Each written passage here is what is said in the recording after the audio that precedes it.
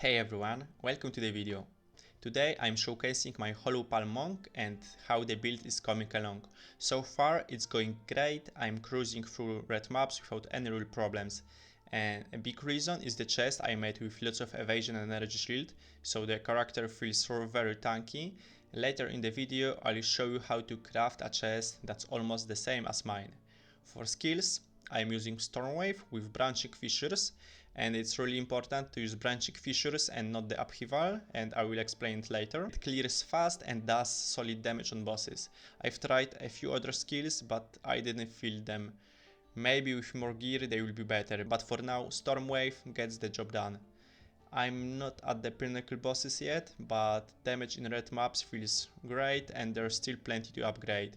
I'm not using any expensive uniques yet, no Thunder Fist gloves, and I think they will be a big damage boost. I'm also running mostly defensive auras right now, and I will be experimenting with some other gears. Maybe I will try to use other skills also, and I'm thinking of maybe somehow using Trinity in this build because that will be a huge damage upgrade. Okay, so going to the skills first. As I told before, I'm using Stormwave as my main skill, and it is supported with branching fissures, and it's really important to use branching fissures and not the other one with the fissures, and the other one is upheaval, and we don't want to use it. Unfortunately, we can't use both of them, because if we could, then we will have like twice or even more than twice better clear. So okay, going to the branching fissures and how it works.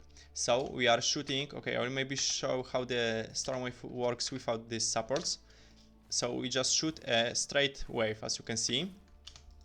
It goes in straight line, and with the branching fissures, it splits into two other waves, and as you can see there, the main wave deals normal damage, but those two smaller waves deals 30% less damage, and they have 35% less area of effect. So the main wave does all the damage and is not reduced by the area of effect, only the two smaller ones.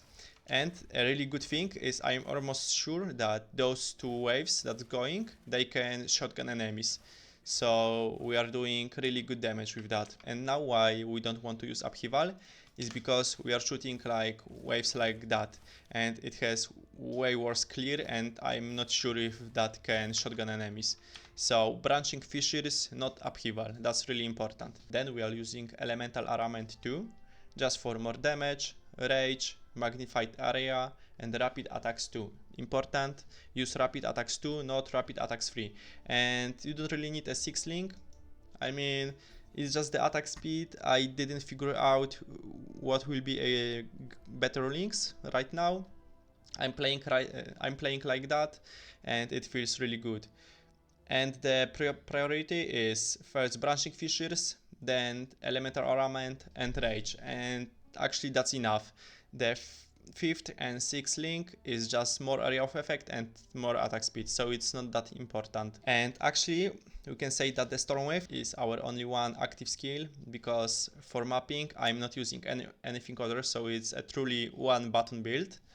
But if you want to get more damage for bosses, you can get Ice Strike with rapid attacks 3, crescendo 2, and practiced combo, just to get fast 4 combo to put down a bell. And with bell we do a little bit more damage, but like you have to come close to the boss, use Ice Strike, then put the bell, and then attack with the Stormwave. It does a little bit more damage, but if you don't want to use two another buttons, just don't use them. For the bosses on maps, you easily can play without it. Herald of Thunder with those supports. All of the skills are on the Mobalytics guide that I linked in the description. So if you don't get all the links or the supports, you can just go to the Mobalytics written guide and take it from there. Then Ghost Dance. And Ghost Dance with Wind Dancer and the amount of evasion rating that we have makes us really tanky. Also, I have 8000 deflection, so I have 50% chance to deflect enemy attacks, and then I take 46% less damage. So this character is really tanky. I'm sitting on 1.5k HP and 2.2k energy shield. I'm really tanky. Since I made this chest and this helmet, I'm not really dying in the maps.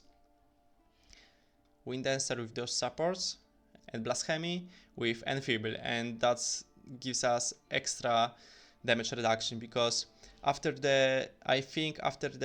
the Blasphemy makes that it has like 55% less curse effect, I think, but if we are using this support, I think Enfeeble is around 40% less damage taken from enemies, so that's huge multiplier. We are really tanky. And for the gems skills, that's all. And main thing why actually Invoker is really good with Hollow Palm is that, as you can see, the Hollow Palm technique gives us more attack speed and flat critical hit chance per evasion rating and energy shield on items. And Invoker gives us Spirit per the same statistics. So just by stacking energy shield and evasion rating on body armor, we are getting Spirit. And with the Hollow Palm, we are actually getting attack speed and a critical hit chance from all of our gear. I mean the armor gears, so the gloves, boots, body armor and helmet. This is why it's very important to aim to get really high evasion rating and energy shield on your gear. As you can see, I've got gloves with only energy shield, but I just bought them really cheap, so I'm using them right now. I want to change them to the Thunder Fist gloves, because I think they are superior for this build. Basically, we are just stacking attack speed, critical hit chance and spirit all the way with the evasion rating energy shield. This is why we are really tanky. As you can see right now, that's not the best gear, but it's pretty okay, and this is actually really easy to craft yourself. Just those two pieces gives me like a shit ton of the defenses. As you can see, almost 10,000 evasion rating just from the body armor.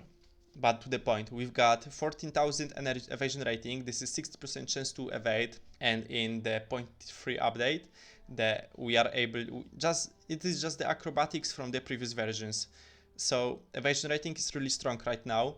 Also, we've got new defensive mechanic, which is deflection, and I have 50% chance to deflect, and when I deflect a hit from the enemy, the damage is reduced by 46%. So this is another really huge defensive layer for us. And on top of that, I'm sitting on 2.2k energy shield with 1.5k life. So this build is truly tanky. And going to the gear, right now my gear is like, I would say it's okay, but it can be way better. Like this chest is really good, like for the prefixes it's pretty good for the prefixes, but suffixes are terrible. Same on the helmet. Prefixes are great, but those suffixes are almost useless for me. Rings, some resistances and flat damage, really important. I don't have too much flat damage on my rings yet.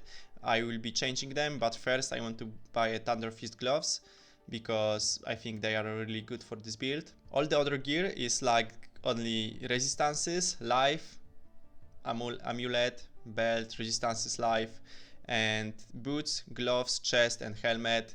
High evasion rating with energy shield, and on boots remember to get some movement speed. I've got only 15%, that's really low, but I crafted those boots really early on, so I'm just using them right now. They are not terrible, they've got some rarity of items, that's why I'm holding on them.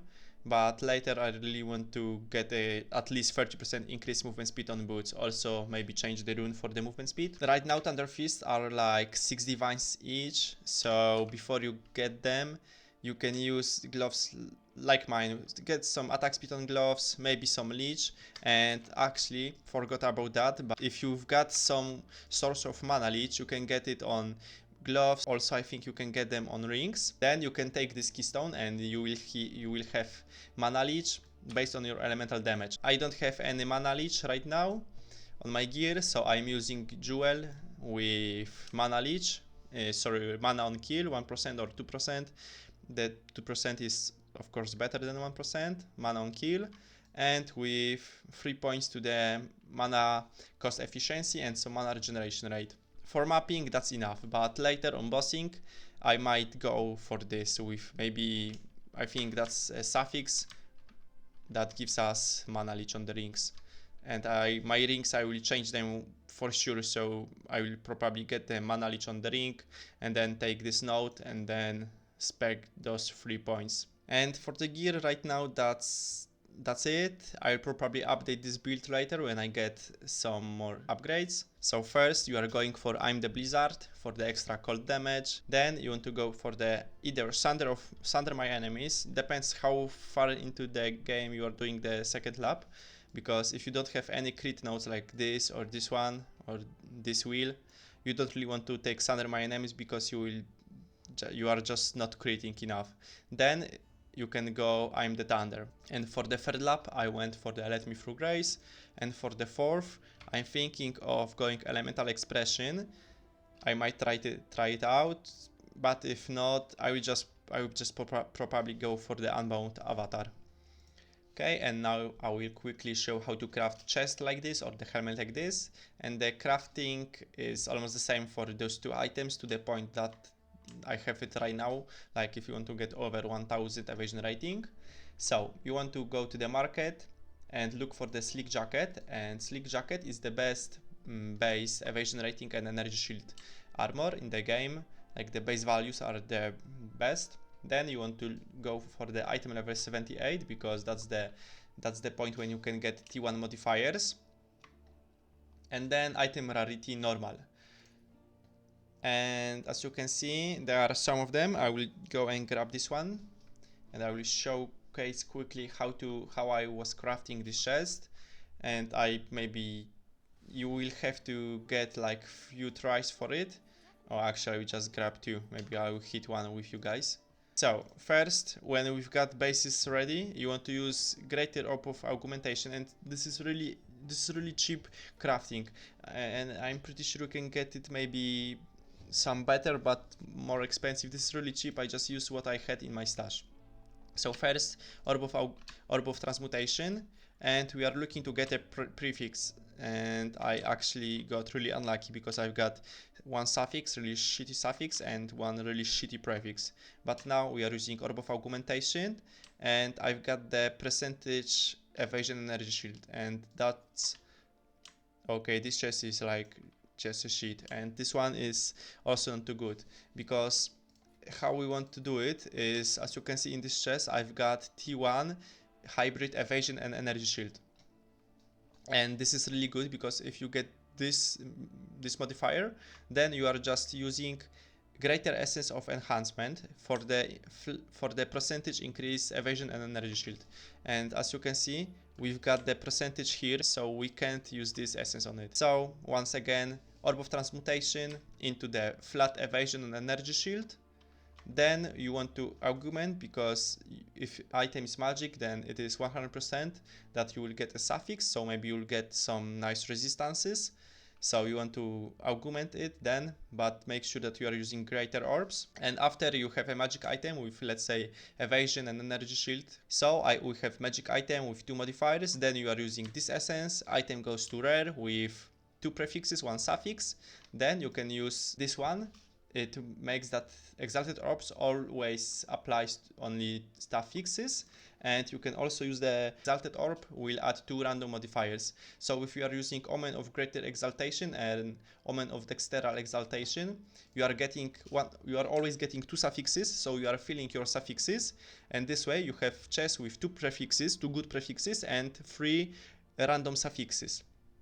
Then you are using this item on the chest, so you are getting a veiled prefix, and you just unveil it and hope for the hybrid evasion energy shield. And this is how you craft chest and the helmet.